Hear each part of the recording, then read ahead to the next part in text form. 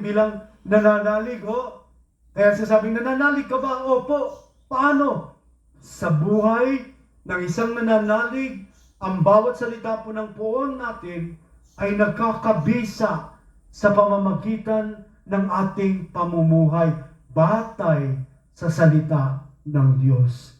Kaya intindihin natin, napakahalaga po ito, ha? Tayo po ay kinukrusan natin ating noo para sa ating isip na tumimo ang salita ng Diyos upang tumimo ito at ito'y mabigkas natin sa pang-araw-araw na daloy ng buhay natin.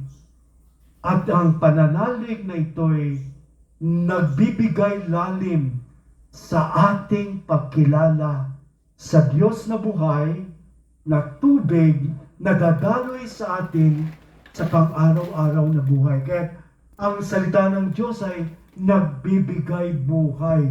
Kaya bakit po? Bakit nagbibigay ng buhay? Kasi po, ang salita ng Diyos ay mapagligtas upang tayo mabuhay sa buhay na walang hanggan.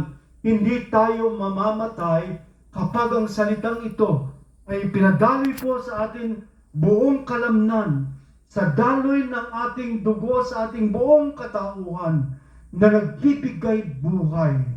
Kaya po mga kapatid, kaya sasabi natin, intindihin natin, ano ba ako nagkukrus bago basahin ang banal na ebanghelyo sa noo, sa ulo, upang tumimo sa aking isip, maintindihan.